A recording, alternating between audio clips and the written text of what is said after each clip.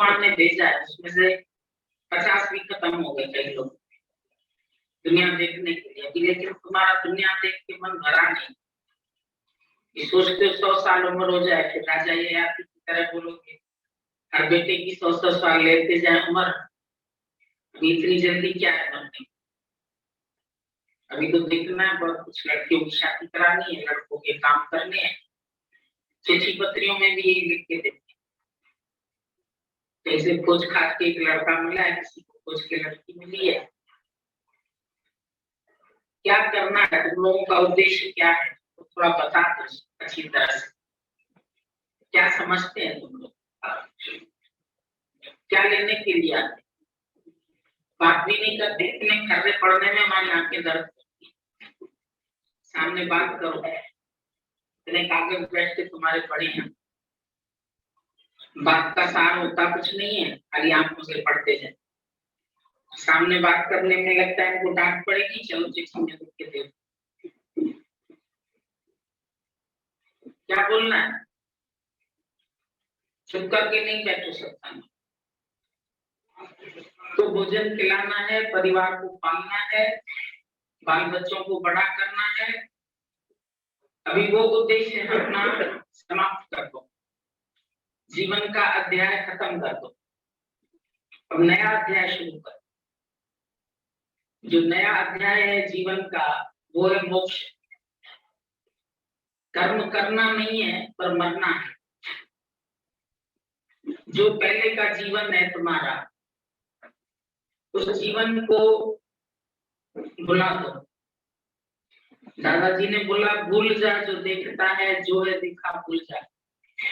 क्या करेगा याद करके ये जमाना भूल जाए। ये सब भुलाना ही है तुमको। क्या करेगा याद करके। कर्म करने का हेतु ये बताया, और दादा ने बोला कर्म करना ही नहीं है। दादा ने कह दिया डू नथिंग, यही सबसे बड़ा कर्म है। डू नथिंग में आ जाओ, अपने को अकर्ता भाव में लाना।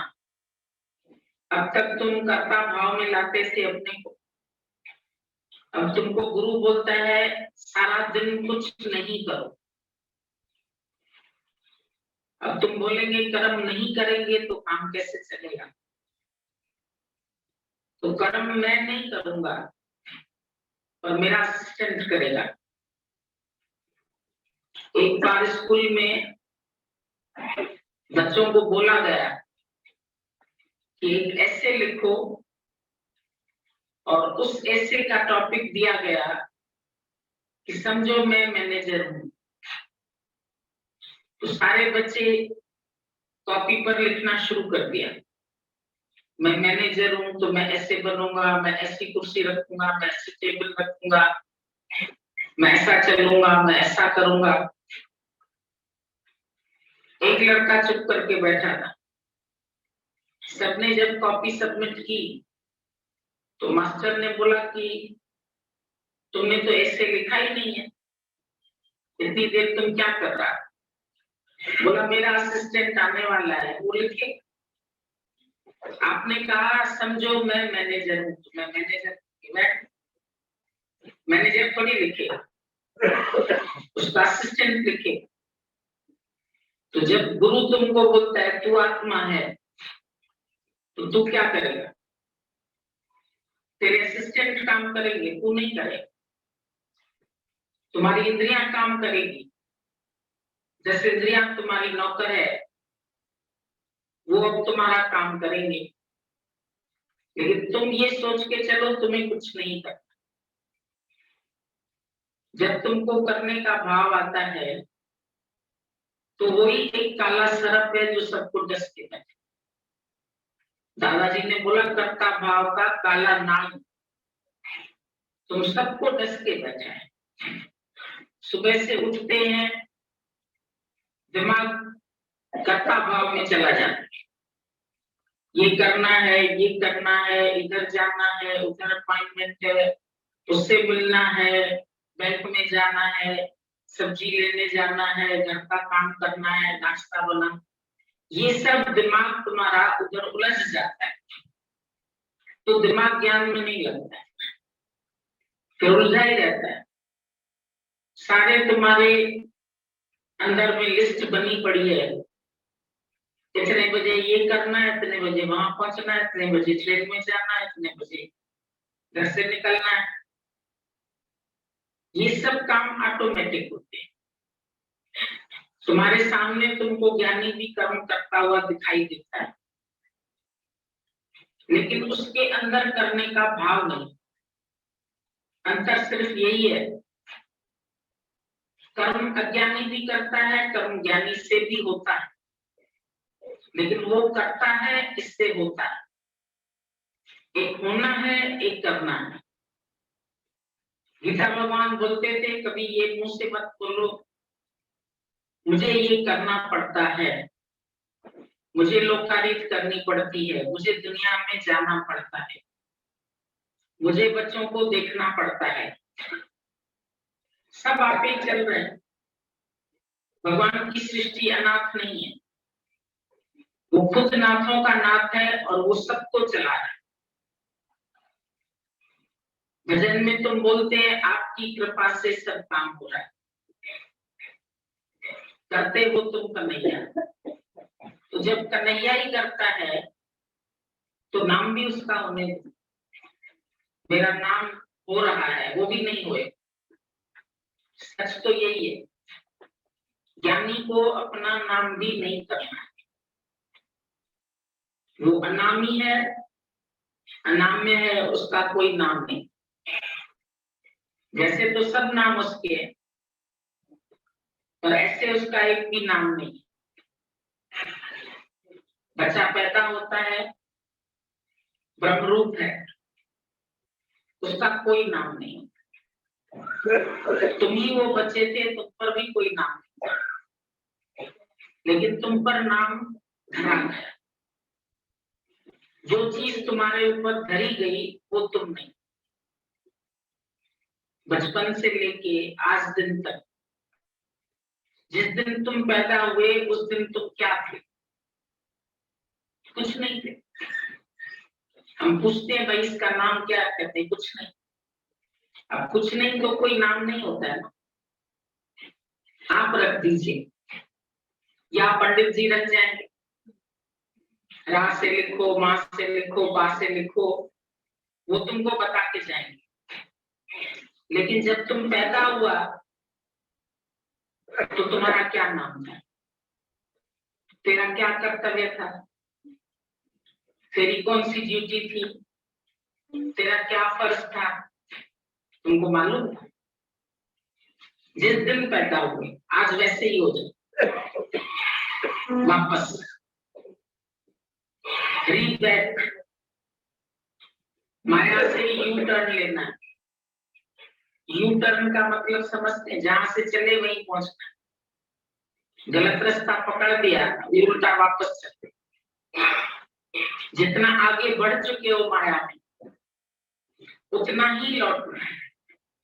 अगर 20 मील चले हो तो उतना लौटना है, अगर 30 मील चले हो तो लौटना है, 5 मील चले हो तो 5 मील लौटना है।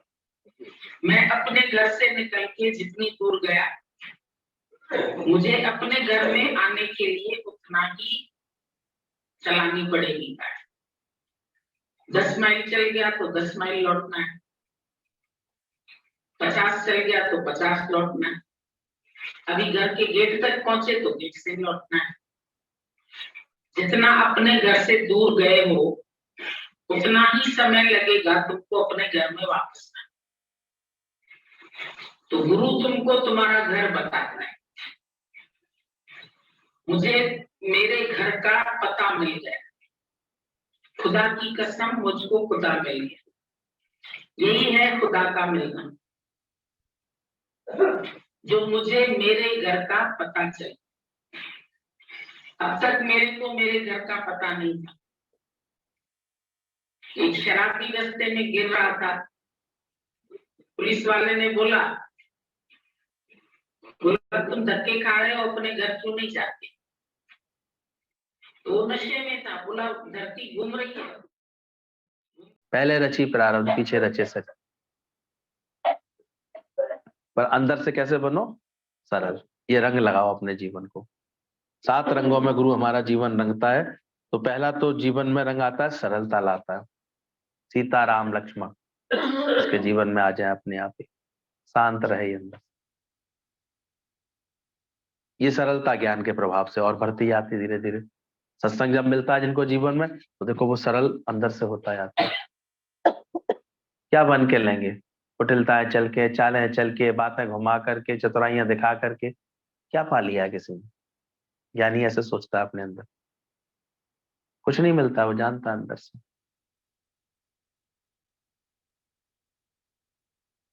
तो इसलिए सरलता का रंग रंगते जाओ। दूसरा बोला सहजता। सहज,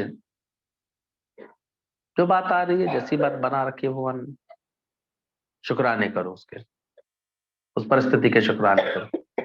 मन के भी शुक्राने करो बैठ करके। अगर मन में कोई विक्षिप्तता है, कोई बात है, उसका भी शुक्राना करो। कोई बात आज है, कल निकल जाएगी।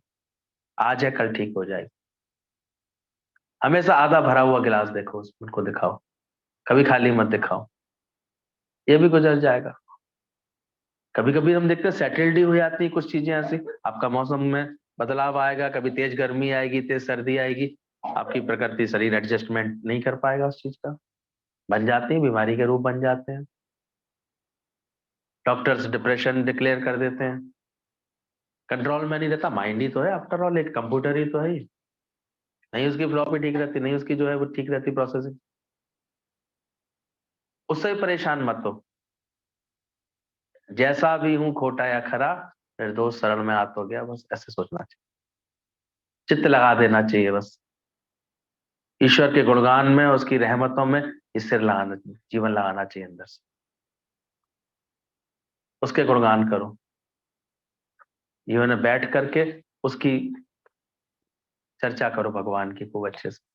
ये नहीं सीखना चाहते दिन भर। अभी हमने देखा 2 मिनट में इधर उधर की तो खूब बातें शुरू कर दी। अब उनसे कहना कि भगवान की बात करो, उसकी प्रशंसा कर लो, उसका शुक्राना कर लो, वो नहीं निकलता है अंदर से। ये अभी भी हम देख रहे हैं, है तो सत्संग ही कहने को सब, लेकिन कभी अपने देखा करो, तुम्हें दिन भर में भगवान का शुक्राना कितने समय निकल रहा है, उसके गुणगान कितने समय निकल रहा है। उसकी याद में कुछ गाओ, कुछ बोलो। कोई गुरु इतनी अच्छी अच्छी बातें सुनाता है, समझाता है, उसका रिवीजन करो। आप जपें और नाम जपावें, ये आदत डालो ना। माया तो है ही है, जितनी भी मिली हुई है वो तो अचनी वचनी आने आने वाली है।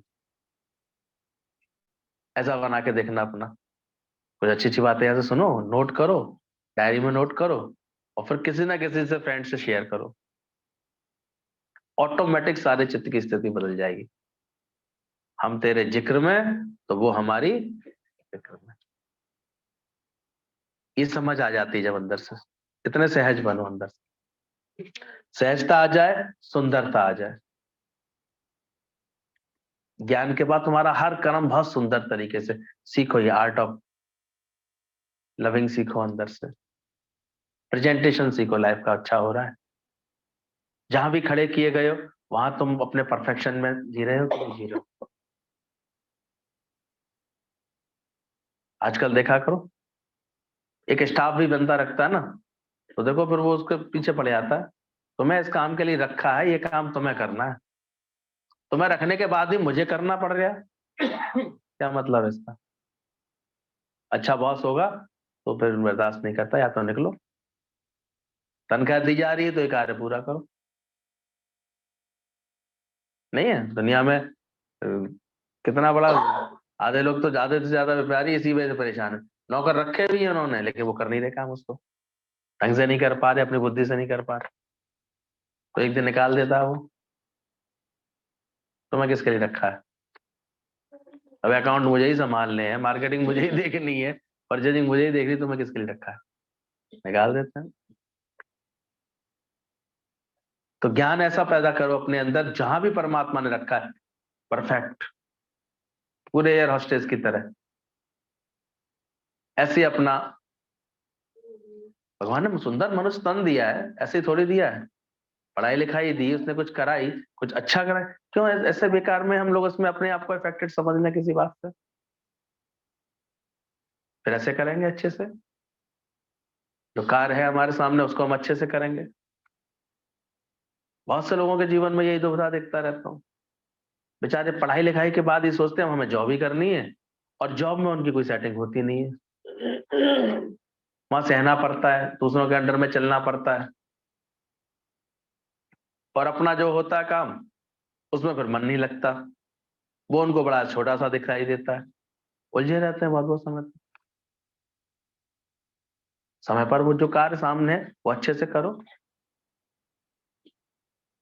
विद्या ददाति विनय, विद्यावान, अगर विद्या मिली है तुम्हें तो विनय के साथ चलो, विनम्रता के साथ चलो, नम्रता के साथ चलो। मर्यादा सिखाई है कि रामचंद्र जी ने पूरी, कहीं अलग बने हैं क्या वो?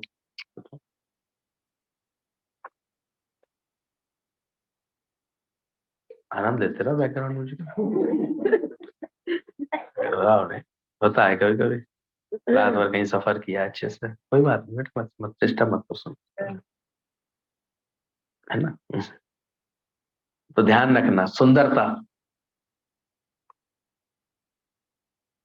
हर बात की सुंदरता का आनंद लो।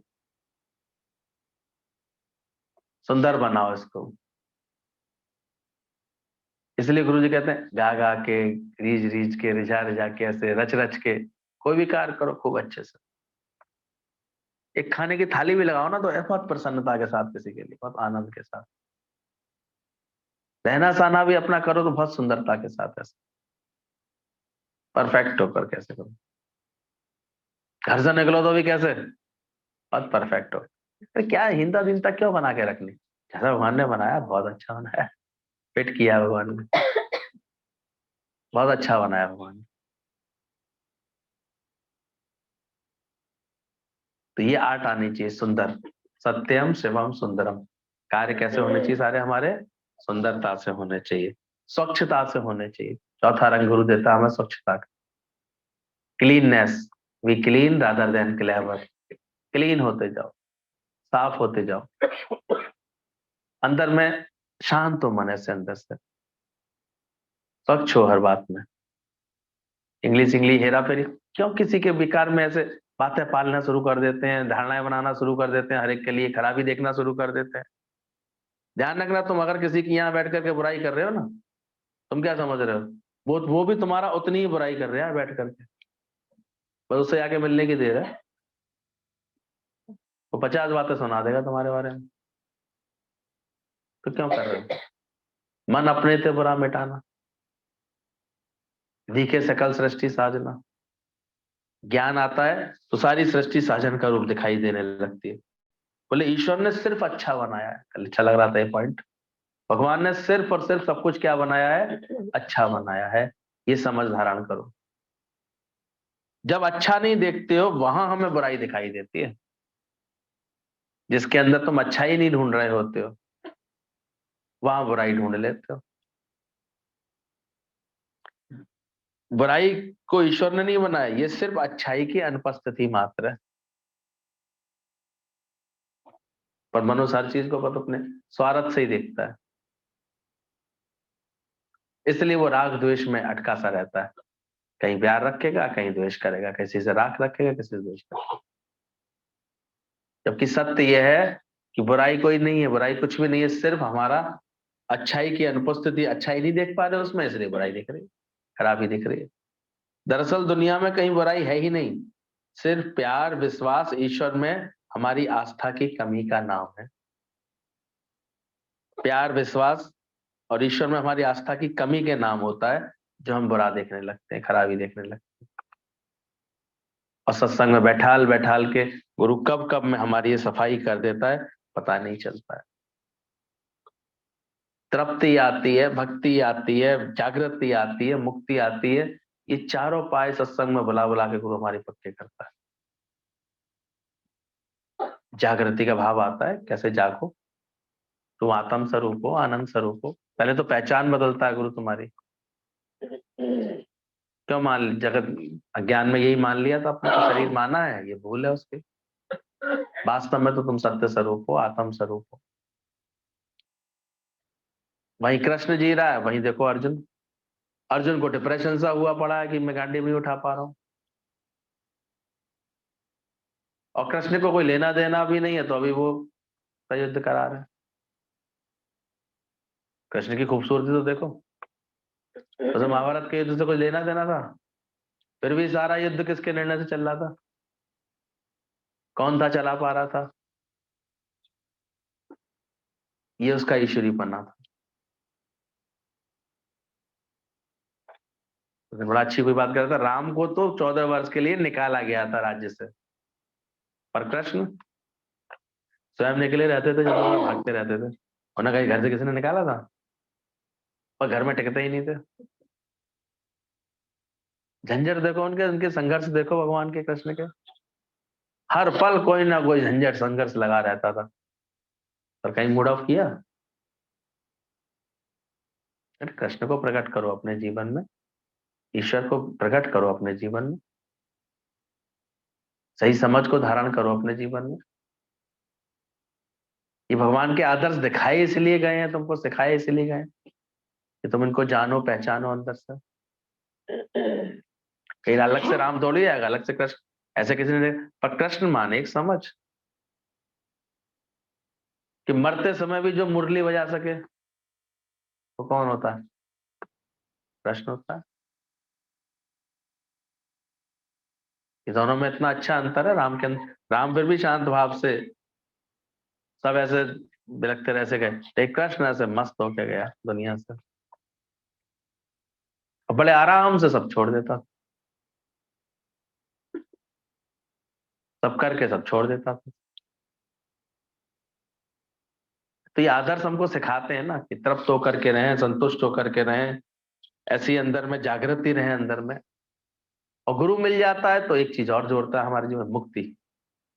मुक्ति का राह पानी है तो आओ दोस्तों, मुक्त होकर के जियो ना। बंधन किस चीज का है मन में? प्रेशर किस चीज का है? ख्याल किस चीज का है? इतनी अच्छी गुड मॉर्निंग होती है भगवान की कृपा से, सुबह उठो आनंद लो उसका, अच्छे से बोलो, अच्छे से सबसे व्यवहार करो, सबके साथ प्रेम करो अंदर से। वो है हर वक्त तुम्हारे साथ परमात्मा, कोई अलग थोड़ी है किसी से भी। रब कोई दूर थोड़ी बसता है। केवल अपने ही कमजोरी के ख्याल हमको उलझा रहे होते हैं, बाकी दुनिया में भगवान ने कुछ नहीं बिगाड़ा। जिसको सही समझ आ जाती है, देखो कैसी भी हालातें हो, कैसी बातें हो, वो सब बहुत अच्छे से खुश रह लेता है, समझदारी से चल लेता है। जब ज्ञान आ जाएगा, संतपन आ जाएगा, तो अपने आप ऐसा क्षमा भाव आ जाएगा हर बात के लिए, इतना प्रेम आ जाएगा तुम्हें पता ही नहीं चलेगा। शिवाजी के गुरु शिवाजी से मिलने आ रहे थे, समर्थ रामदास जो है, तो शिष्यों के साथ आ रहे थे। शिष्य थोड़े मन चलाई लेते हैं, रास्ते में गन्ने का खेत पड़ा, तो उनको लगा कि अरे गन्ने खा लें, गुरु जी गन्ने खा लें। उन्होंने कहा देख लो भाई, तुम लोग मानते तो हो नहीं, बार बार तोड़ रहे हो, तो खा लो। अब खाने लगे, इतने में वो मालिक आ गया, वो जाट है बिल्कुल, उसने कस के पिटाई कर डाली सबकी। 2-4 डंडे रामदास के भी पड़ गए, बेचारे ग्रुप में हो तो सभी सभी पिट गए। इसलिए सच्चा गुरु तो फिर अकेला चलता है, ग्रुप में नहीं चलता। बोले जो कोई हरकत करेंगे पिटाएंगे मुझे और भी। लेकिन समर्थ गुरु रामदास के पड़ गया जब वो, लेकिन वो गए जब बाद में पहुंच करके, तो जब वो, अब शिवाजी को तो बहुत श्रद्धा थी, तो जाते ही इनकी हवा भगत में लग जाता था। बड़े प्रेम से दूसरे दिन जब गुरु को स्नान करा रहा था, तो उसने पीठ पर निशान देखे, अरे ये क्या गुरुदेव, आपकी पीठ पर ये निशान कैसे डंडों के? तो पता चली उसे कि ऐसे ऐसे वो गन्ने के खेत वाले ने पिटाई की थी इनकी, रास्ते में सबके रिपोर्ट किया है। शिवाजी तो एकदम बौखला गए, गुरु के संग ऐसा व्यवहार। वो तो तक के एकदम से उन्होंने उसको बुलवाया, बुलाओ उसको। अब जैसे ही वो आया, गुरु गुरु के सामने आए, वो जैसे ही जमींदार, वो तो बेचारा कांप के आ रहा था बिल्कुल, शिवाजी अब पता नहीं क्या दंड देंगे, क्या होगा। लेकिन गुरु ने कहा, बोले नहीं शिवाजी, इसकी कोई गलती नहीं, हम ही गलत तरीके से उसके खेत में होते हुए थे, हम ही वहां बैठ करके ऐसे गन्नों का स्वाद चख रहे। अब तुम इसको ऐसा करो 4 गांव और दे दो जमींदारी के, क्योंकि बेचारा कल से परेशान होगा जब से तुमने बुलाया ऐसे।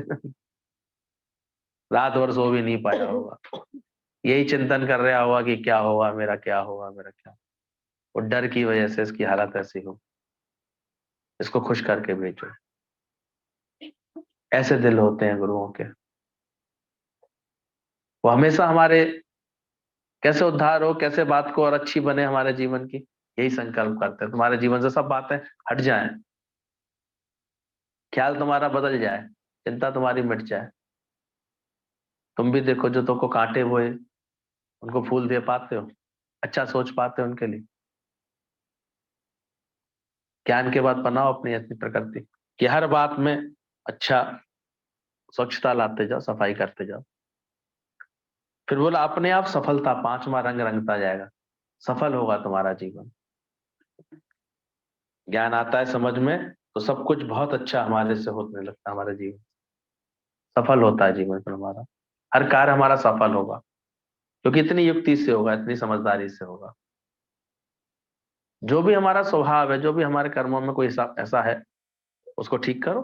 गुरु समझा रहा है, उसको बचाओ उस चीज से, अपने आप सफल होने चाहिए। पहला सुख निरोगी काया, माया के भी सुख बोले गए हैं तरह तरह के। ये सुख है बहुत बड़ा। इसके तन में देखो कभी रोग लग जाते हैं तो बेचारे को कितना बहुत अच्छा फिर आता अभ्यास करना पड़ता है, तब जाकर के बैलेंस हो पाता है। नहीं तो तन का वो दुख उसको बार बार ऐसे घसीटता रहता है, मन उसका बार बार जाता रहता है। इसलिए पहला सुख क्या बोला है, और दूसरा सुख क्या बोला है, घर में माया होनी बहुत जरूरी होती है, तब मिलता है अंदर से। तीसरा सुख याद है, तो कुल को बना रही हो कि बिगाड़ तो नहीं रही कुल को भाई? कुलवंती नारियां हैं, कुल बिगाड़ा नारी तो नहीं है, ध्यान रखना। तीसरा सुख कहीं खराब तो नहीं कर रही हो तुम लोग। चौथा सुख पुत्र आज्ञाकारी। इनको सुखों में रखा गया है, इन चीजों को शास्त्रों के अनुसार ये सुख होते हैं। कभी बदजबान बोलने वाला पुत्र मिल जाता है किसी को, ऐसे अबे तबे करके बात व्यवहार करने वाला मिल जाता है, धौस धपट करके बात करने वाला मिल जाता है। देखो फिर मन में कितनी पीड़ा होती। शुक्र करो भगवान के। और अब तो और अच्छी हो जानी चाहिए बात, क्योंकि गुरु मिल गया है। क्योंकि टोका टाकी बोलना, तो रोकना टोकना, ये सब तुम्हारा बंद होना चाहिए। तो पलट करके बच्चे कैसे होने लगते हैं फिर, बात संभालने वाले हो जाते हैं, प्रेम करने वाले हो जाते हैं। तो ये गुरु की कृपा से जो माया के जो सुख है, ये भी सुख तब बन पाते हैं तो बन नहीं पाते हैं। ये घर में हो माया, निरोगी काया, फिर बोला कैसे पड़ोसी भी अच्छा हो जाए, ये भी एक सुख है बहुत बड़ा। किसी किसी को पड़ोसी ऐसे मिल जाते हैं, भाई तो दीवाली दीवाल मिली हुई है, पहले ही संबंध ठीक करो नहीं तो गड़बड़ हो जाएगी सारी। कोई बुरा नहीं है, बड़े दिनों तक फिर बातें उनकी खत्म ही नहीं होती। फिर मैं यहाँ अभ्यास कराता हूँ, बेटा भगवान देख उनको भी, नहीं देखेगी तो तू ही दुखी रहेगी। किसी को भी गलत क्यों देख रहे हो, खराब क्यों देख रहे हो, अपना ही सुख बिगाड़ रहे हो बेकार में। तू ही झुक जा, तू ही नम्रता कर ले, तू ही मुड़ जा, बात संभाल ले जाओ। जो ऐसा कर लेता है तो देखो सुख बना लेता है। जो अभी भी ऐसे हम देखते हैं अकड़ के ही चलता है, लड़के ही चलता है, बिखर के ही चलता है, तो वो अपने लिए दुख बना लेता है बार बार। क्या कर, भगवान ने तो सुख दिया है, तुम क्या बनाना चाह रहे हो, तुम्हें कैसे तुम्हारे अंदर में समझ है। तो सत्संग हमको सही समझ देता है। तो सत्संग में आके जब भी बैठे तो शुक्राना में ऐसे नहीं कहेंगे। पहला शुक्राना तो गुरु शरण ही लाया, ये होना चाहिए अंदर से कि वो हमें अपनी शरण में ले आया। दूसरा शुक्राना सत्संग दिलाया। ना मिलते, अगर सत्संग नहीं मिलता, गुरु नहीं मिलता तो क्या करते, कहाँ जाते, हमें सताने के हम चले आते। हमें तो कोई दिखता नहीं सत्संग का शुक्राना करता हुआ है। अभी तो दूसरी समझ से साथ बैठी हुई थी, पागल नहीं है मन। लगना चाहिए अंदर से और निकलना चाहिए लाख लाख शुक्राना इसका कि गुरु मिल गया है, सत्संग मिल गया है, कितना शुक्राना है। गुरु ने शुक्राने करना सिखाया, तीसरा इसका शुक्राना करो कि ऐसा ही गुरु मिला जिसने क्या करना सिखाया है, बार बार शुक्राने करना। नहीं तो ये कहाँ जान पाते। उसने बोले थे हक हलाल सिखाया गुरु ने हमको, ऐसा सबर संतोष सिखाया। इन सब के भी अंदर से शुक्राने करना सीखना। एक बार एक व्यापारी बहुत पैसे कमा करके, उसकी बेटी की शादी थी तो लौट रहा था, वो रेगिस्तान का सफर था, तो उसने ऊंट कर लिया था। तो ऊंट वाले कर लिए थे कि मेरा सामान पहुंचवा देना, मुझे पहुंचा देना फलाने गांव में। अपना एड्रेस दे दिया था, उसने पता दे दिया था। तो दो ऊंट पे, एक ऊंट पर सामान, दोनों ऊंटों पर सामान लाद के वो ऐसे चल रहा था। पर होनी को तो कभी भी कुछ भी हो जाता है। कुछ अचानक ही, रास्ता तो लंबा था, एकदम उसकी तबीयत बिगड़ी। एकदम से उसे कुछ ऐसे अंदर में कुछ ऐसी हालत बिगड़ी कि वो रास्ते में ही उसका शरीर शांत हो गया। अब उसका शरीर शांत हुआ तो अब ऊंट वाले बड़े परेशान, बोले अब क्या करें हम तो, और इसका तो इतना सारा सामान, इसकी इतनी कमाई, इतना धन उसमें महसूस हो रहा था कि इसमें सब है, सामान है। और बताता भी जा रहा था कि बेटी की शादी के लिए सब इंतजाम करके ले आ रहा हूँ, धूमधाम से शादी करनी है, मुझे ऐसे करना है। अब वो भाई साहब ही नहीं रहे, तो उनको तो पहले तो कुछ और उपाय नहीं होता था, डेथ बॉडी तो लेके चली नहीं जाती। उन्होंने उसको वहीं संस्कार किया उसका, वहीं पर। अब अंदर में मन में ये ख्याल भी आ गया, बोले अब यहाँ कौन जानने वाला है कि किसका माल है। ना उसके घर वाले पहचाने, ना ये कोई जान, ये रहा ही नहीं, बचा ही नहीं, क्या करें। उसने दूसरे से कहा एक ने कि अब क्या सोच रहे हो, चलो खिसक लो।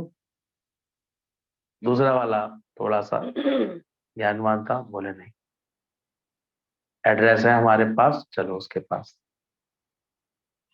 वो बार बार गया, बहुत अच्छा मौका है, नहीं चलो अब जल्दी से।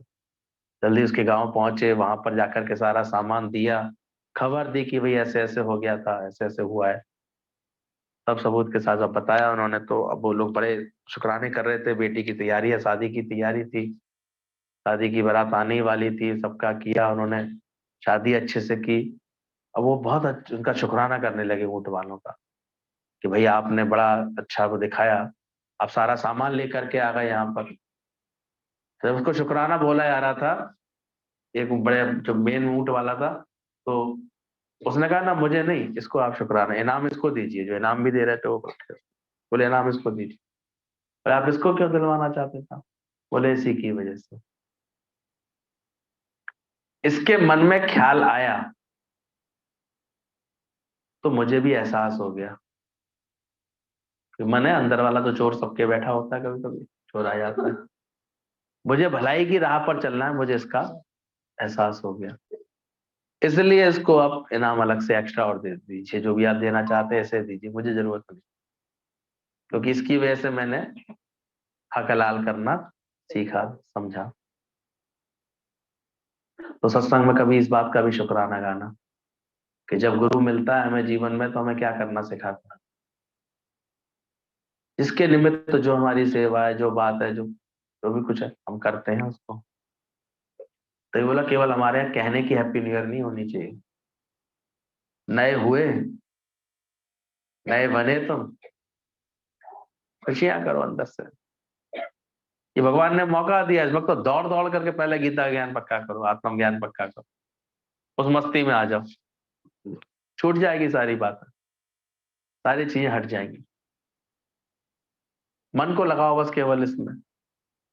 एक दिन भी ज्ञान के बिना, गुरु के बिना मत बैठो, इतना शुक्राना करो अंदर से। अच्छी अच्छों की प्रकृति ऐसे बदलती देखिए, ठीक होते देखिए, समझ जाती है।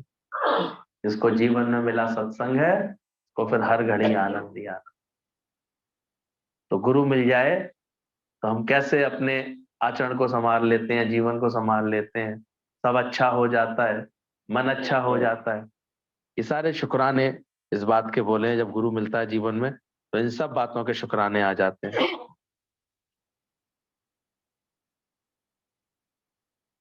सारे कर्मों का हमारा हिसाब किताब देखो कैसे गुरु सहज में पूरा करा देता है।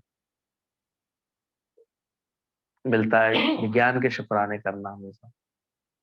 गुरु की शरण मिली है, सबसे तेरे लाख लाख शुक्राने। और सबसे बड़ी प्रेरणा तो गुरु यही देता है कि मनुष्य जन्म मिला है, तो किसके लिए? प्रभु पाने के लिए, उससे मिलके पहले एक होने के लिए। जो ये बात जितनी जल्दी समझ लेता है, भगवान ने दिए ही सबको, 3 घंटे का समय दिया था उसने राजा ने कि मुझसे आकर के मिल लेना। एक लंबा रास्ता था, गेट था एंट्री का, वहां से आकर के तुम मुझसे मिल लेना, और जो मुझसे मिल लेगा जितनी जल्दी आकर के, उसको मैं अपना पूरा राज्य दे दूंगा। तो बहुत लोग निकले थे मिलने के लिए उससे, लेकिन रास्ते में इतने इंतजाम कर रखे थे राजा ने, घूमने के, फिरने के, नाच खेल कूद, इतने अट्रैक्शंस, इतनी सारी चीजें, खाने पीने का सब, तो कोई पहुंच ही नहीं पाता था। तब उसी में ही अटक करके रह आते थे, खाने पीने घूमने फिरने में अटक के रह आते। सबका समय पूरा हो जाता था बीच में ही। यात्रा तो लंबी थी, थोड़ी दूरी थी मेन गेट से। एक काम कर लिया था कि जिसके पास जितनी जितनी वो टिकट है उसके पास, उसके बाद उसे पकड़ के, गर्दन पकड़ के घसीट के निकाल दिया जाता था। कोई पहुंच ही नहीं पा रहा था राजा के पास, लेकिन एक ने ठान लिया कि मुझे पहुंचना ही है, और उसने तो बस सीधे टिकट ली, अपनी एंट्री पाई, और सीधे केवल राजा से मिलने के 15-20 मिनट में पहुंच गया वो चल करके। 3 घंटे का जो समय था, वो 15-20 मिनट में वो ऐसे आकर के पहुंच करके उसने जो है बना लिया उसको, राजा को पहले पा लिया। अब राजा जब मिल गया तो पूरा राज्य तो अपने आप ही मिल गया उसको, सब कुछ मिल गया। तो ये युक्ति गुरु बताना चाहता है कि जब गुरु मिल जाए तो सबसे पहले क्या पाना है। तो उसने बता दिया कि इतना ही टाइम फिक्स है, इतना ही समय में, जल्दी से पहले क्या कर लो। और जब लोग शुक्राने करते हैं गुरु के इन्हीं बातों के, कि जब से वो मिले, कब कब में उन्होंने मति पलट दी।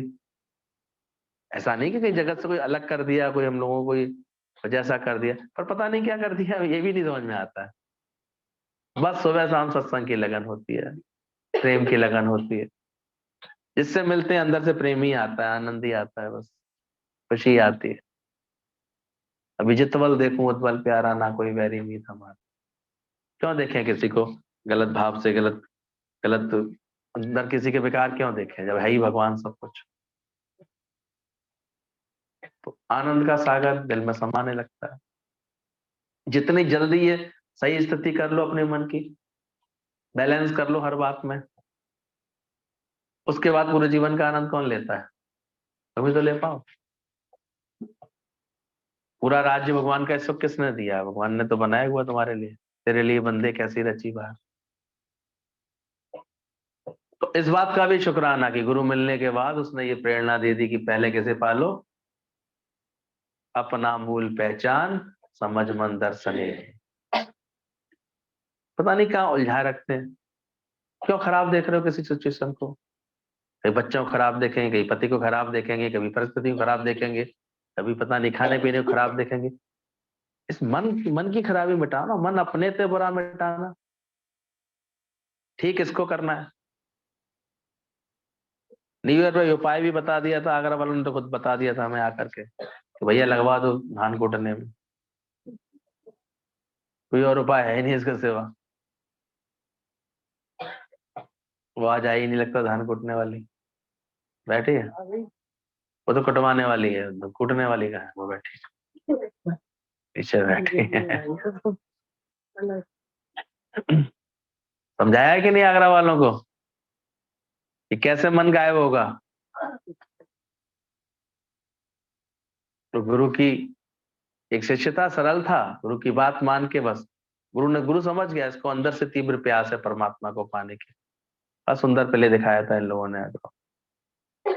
कैसे एक शिष्य जब गुरु के पास आया तो उसने बोला कि गुरु जी मुझे सत्य पाना है, मुझे परमात्मा को पाना है।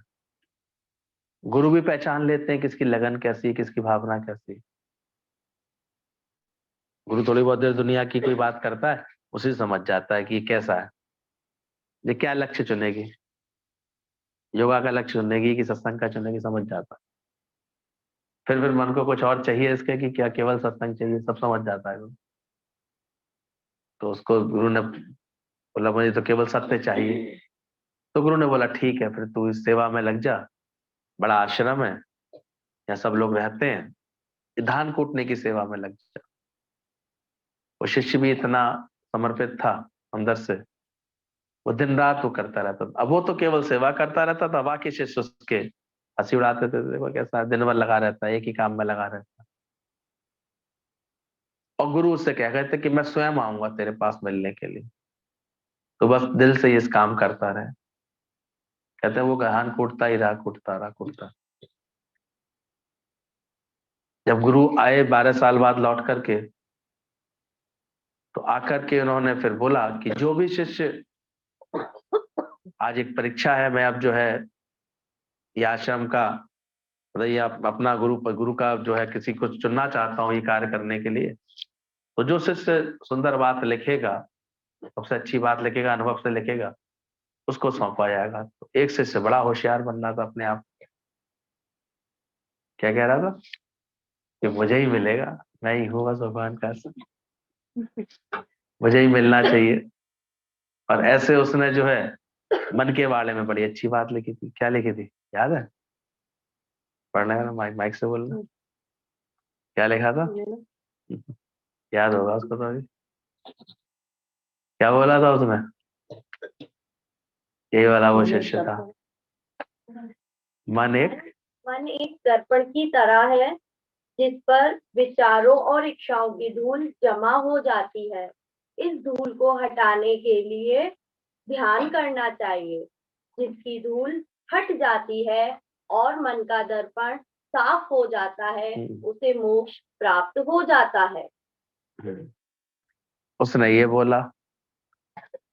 गुरु तो जानते थे ये सिर्फ बोल ही बोल रहा है, अभी इसने मुक्ति पाई नहीं है, क्योंकि दर्पण के ऊपर इसे धूल दिखाई दे रही है अभी, इसका मतलब तो इसने अभी धूल हटाई थोड़ी, दिख रही है ना इसको, गायब ही नहीं हुआ इसका मन। गुरु ने उसका लिखा हुआ कागज ऐसे फाड़ दिया, बोले ये तो कचरा है, बेकार, ध्यान रखना। बाहर से तो भले ही ज्ञान ध्यान कितना भी होता है, सत्संग की कितनी भी ऐसे बात दिखाई देती है, लेकिन अंदर का अनुभव कैसा है? अंदर में अभी भी तुम्हें किसी के लिए राग आ रहा है, किसी के लिए द्वेष आ रहा है, तो अभी चढ़ाई तुम्हारी पूरी है।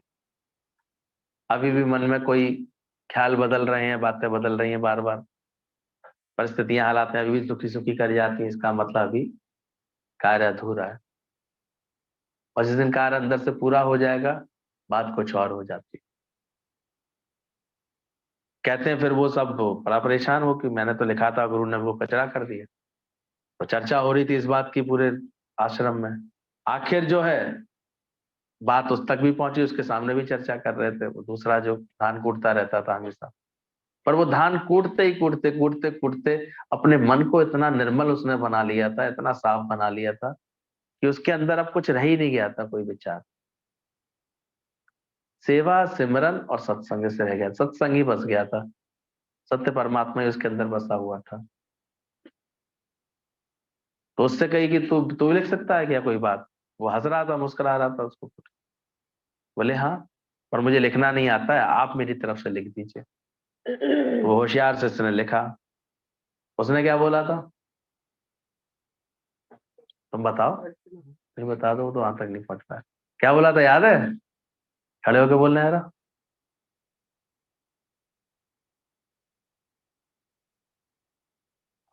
ऐसे ही तुम लोगों का पहले देखवा दे। मन मन तो बस एक भ्रम है, ना मन है और ना मन का कोई दर्पण है। जब मन है ही नहीं तो धूल कहाँ ठहरेगी। जो ये बात जान जाता है वास्तव में वही सत्य को जानता है। तो जब ये बात उसने अभ्यास लिखी, तो गुरु को ये बात समझ में आ गई। और उसने जो है ये इसकी बात गुरु को क्या पसंद आई कि नीचे नाम वो लिख दिया था, धान कूटने वाला।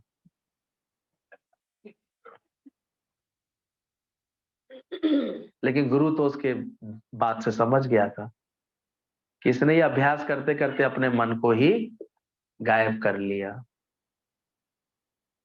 सच प्रकट कर लिया, सच से जुड़ गया ये। तो अभ्यास कैसा होना चाहिए हमारा? मन जिंदा रहे कि मन गायब हो जाए? ऐसे कूटना चाहिए, क्यों परेशान हो? गुरु है साथ देने के लिए, सच्चे बनो ज्ञान से। सच परिस्थितियां गुरु समझता है तुम्हारी सारी। गुरु यहाँ ये भी नहीं करता है कि कोई रातों ही रात तुम्हारी सब चीजें चेंज होगी, पर तुम ज्ञान से दिल तो लगा के देखो, क्या बदली नहीं है अभी तक चीजें? आया ना? फिर क्यों घबराती हो, क्यों डरते हो, क्यों अंदर से कमजोर पड़ते हो? बस जल्दी से अपनी मन की स्थिति ऐसी बनाओ, आखिर गुरु पहचान गया कि इसने तो अपने वास्तव में अपने मन को मार लिया है। यहाँ मन को मार भगाना है। गड़बड़ किसने की थी? तुम अपने को क्यों मान रही हो? ये भी सीखो। मुझको रुलाने वाले, मुझको भड़काने वाले दूर ही रहियो। अब तो दूर ही रहियो मुझसे। ऐसे ज्ञानी अभ्यास करता है, उसको दूर हटाता रहता है, उसको धीरे धीरे अपने अंदर से जीत लेता है। और धीरे धीरे मन जब परमात्मा की बोली बोलने लगता है, ज्ञान की बातें, तब उसको कहता है उसका स्वागत है। गुरु का शुक्राना करे, कभी कभी ऐसे अंदर से भाव अच्छे से करे। डरना क्यों? दौड़ता है वो तो, और जब भी समय मिलता है, ताकत मिलती है, गुरु का संग करता है, के पास आ जाता है, बात करता है, संभालता है अपने मन की तरंग, मोड़ लो बस हो गया भजन, आदत बुरी संभाल लो बस हो गया भजन। और जो भी हम देखते हैं सही तरह से अभ्यास करता है, तो उसके बाद एक ही तो चीज नहीं रहती, मन नहीं रहता। जो मूड बार बार का मूड ऑफ है, मूड ऑन है, क्या मूड मूड क्या होता है? मन का मूड मोराओ रे रामा। पता है तेरे को सत्संग करते करते क्या होगा? मन गायब हो जाएगा। ये जो मन भर का बैठे आता है करके मन बन जाता है, ख्यालों का झुंड, जिसमें कुछ सच नहीं है इसमें। धीरे धीरे गुरु बस उसको गायब करना सिखा देता है, क्योंकि वैन ईगोलेस थॉटलेस हो जाते हो, तो तुमको जैसे जैसे गुरु अहंकार रहित बना रहा है। अभी कोई भी, मुझे ये नहीं आता, लोग मुझे ऐसा नहीं समझते, लोग मुझे ऐसा समझते, कुछ भी मैं तो है, मैं हटाओ। मैं ना कर बाबरे, खाली दोनों हाथ, दोनों हाथ खाली है तुम्हारे। एक समझ आ जाती है, बस बस एक प्रेम मर्यादा से जियो अपने जीवन को, अच्छा बनाओ। जहां भगवान ने रखा है वहीं परमात्मा का रंग भरो, वहीं ऐसा संकल्प करो जो कभी गुरु भी तुम्हारे आचरण को देख के, तुम्हारी रहनी को देख करके तुम्हारे घर तक खिंच करके आए। ऐसा प्रेम रखो, ऐसा भाव रखो, संकल्प रखो। कभी हम दौड़े, फिर प्यार हमारा ऐसा भी हो तो कभी गुरु को भी लगे कि हाँ देखो, इसके पास जाएंगे तो चलो 4 लोगों से और मिलना भी होगा, 4 लोगों से मिलेंगे। और जो ऐसा भाव रखता है तो अच्छा लगता है मन में, और क्या है। बाकी निर्मल हो जाता है मन, और होता क्या है इसमें। यहाँ कोई जागीर तो मिलने वाली है नहीं किसी को, कि कोई मुकुट लग जाए किसी के। कबीरा मन निर्मल भया जैसे गंगा नीर, अब ऐसे लगता है पाछे लागा हरी फिरे, कहत कबीर कबीर। अब मन में हर वक्त आनंद की, उमंग की, खुशियों की, प्रेम की ये बरसात होगी, और क्या होगा इसके अलावा। बस वही मिला पड़ा है, मेरा सच्चिदानंद स्वरूप है मेरा, वो मुझे मिल जाता है अपने अंदर। बाकी ठाठ से रहो, घूम के रहो, जैसे रखा है भगवान ने अच्छे से रहो। सारे सुख जितने भी बने, पड़ोसी अच्छा हो, तुम्हारा घर सुंदर वो भी हो, घर का भी सुंदर होना बहुत जरूरी होता है आजकल। ये भी एक सुख है। घर में अगर सुविधाएं नहीं है तो देखो वो भी कहीं ना कहीं आपको पिंच करेंगी। अच्छे लोग अच्छी अच्छी सामर्थ्य, अच्छे कार्य करके, थोड़ा धन कमा करके सब चीजें सुविधाएं नहीं बनाते अपने जीवन में? बनाते हैं। ऐसा बनना चाहिए। कोई ऐसे तो हमारे ज्ञान का रास्ता है नहीं कि कोई सन्यासी फकीर होकर के ऐसा दिखाना है कि छूना है, हमें पता कुछ है नहीं, लाओ दो हमें दो, क्या करो किसी से? दिया नहीं है भगवान ने क्या? ज्ञानी तो ऐसे होते हैं, मंग तंग के टुकड़े खाते और चाल चले अमीर आदि, बाबा रे वाह। मांग तंग के मतलब ये नहीं, भीख मांग के नहीं खाते। मंग तंग मतलब ऐसे उनको अंदर से एक विश्वास होता है, परमात्मा दिए जा रहा है, दिए जा रहा है, आनंद में रहते हैं, खुश रहते हैं हमेशा। चाल चलते हैं वो अमीरों जैसी, परमात्मा की याद में चलते हैं हमेशा। वाह वाह रे मौज फकीरा। अरे बात समझ में क्या गायब करना है? मनु महाराज को गायब करते जाओ। सफलता के बाद छठवां रंग गुरु देता है संपन्नता का। संपन्नता भी रहनी चाहिए जीवन में, ध्यान रहे। कर्म इतनी कुशलता से करो, सत्संग की सुंदर समझ के साथ करो। आज का समय तो बहुत बदलाव वाला है। सोचो, आजकल तो लड़कियां भी पूरा सहयोग देती हैं, अच्छी एजुकेशन हो गई है, इतना सब अच्छा हो गया है। किसी पे आकर के बोझ बन के तो नहीं बैठोगे, तुम करोगी कुछ सहयोगी कार्य करोगी कि नहीं करोगी। तो संपन्नता भी दिखनी चाहिए, साधन संपन्न, सर्वगुण संपन्न, प्रेम संपन्न, सारी संपन्नता होनी चाहिए जीवन। है दो चार दोस्त अच्छे, प्रेम करके उन्हें सत्संग में लिया, तब मानूंगा। उन्हें भी ज्ञान से जोड़, ज्ञान के इतना शुक्राना कर, अंदर सारे झिझक निकाल, सारा अंदर की ये सब निकाल। बड़े भाग्य से गुरु मिलता है। ये बताया ना भगवान ने तीसरा उपाय क्या किया है, गुरु से मिलवा देता है बस। पहला उपाय ये किया उसने, क्या किया है, माया में तृप्ति नहीं दी है उसने। होता ही नहीं है कोई तृप्त, क्या करे बेचारा।